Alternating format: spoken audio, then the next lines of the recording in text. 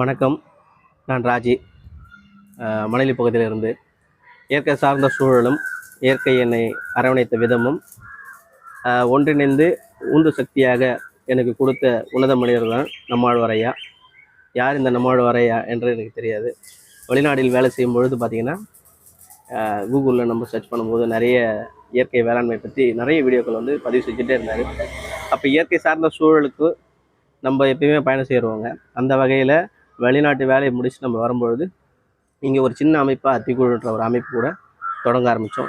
இன்றைக்கி பார்த்தீங்கன்னாக்கா உறுப்பினர்கள் மட்டும் பார்த்தா ஒரு 86 பேர் இருப்பாங்க அதிகாரப்பூர்வமாக. தமிழ்நாடு முழுக்க பார்த்தீங்கன்னாக்கா ஒரு 450 பேருக்கு மேலே இருப்பாங்க. ஆனால் இதையும் தாண்டி இயற்கையை மீட்டெடுக்கணுன்ற ஒரு உன்னதமான செயல்பாட்டில் தான் அந்த அத்திக்குழு அப்படின்ற ஒரு அறக்கட்டளை மூலயமா இதுவரை இயங்கிட்டு இருக்கோம்.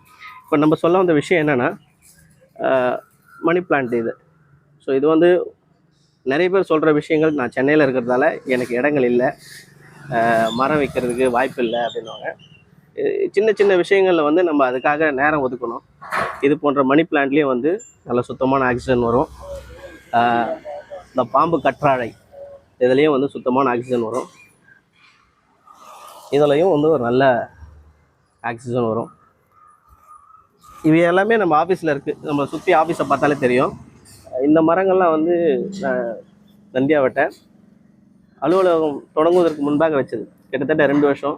250 பூக்கள் வந்து ஒரு நாளைக்கு சாதாரணமாக பூக்கும். இந்த பூக்கிற பூக்கள்லாம் வந்து பார்த்திங்கன்னா பக்கத்தில் ஒரு ஸ்கூல் இருக்குது, அதை கொடியில் கட்டுறதுக்காக எடுத்துகிட்டு போயிடுவாங்க. நமக்கு நம்மளுடைய இயற்கையை மீட்டெடுக்கணும்னு நிறைய விஷயங்கள் சொல்லியிருக்காரு. ஆனால் நம்ம சொல்ல வந்த விஷயம்னா, நம்மளுடைய எண்ணங்களுக்கு நம்மளுடைய அலுவலகத்தில் ஒரு 5 செடியாவது ஒரு 10 செடியாவது ஆக்சிஜன் தரக்கூடிய செடிகளாக நம்ம இந்த பூமிக்கு உறுதுணையாகவும் உதவியாக இருக்கணும். அந்த வகையில் இது போல் செடிகளை கூட நீங்கள் வந்து வளர்க்கலாம். ஏன்னா ஆக்சிஜன் நமக்கு தேவை.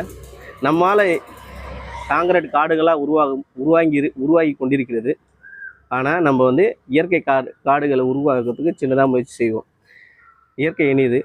இந்த புனிதமான ஒரு மனிதருக்கு பிறந்த நாள் வாழ்த்து இல்லை என்றாலும் அவருடைய பசுமையான நினைவுகள் எப்பொழுதும் நம்மோடு இருக்கும்.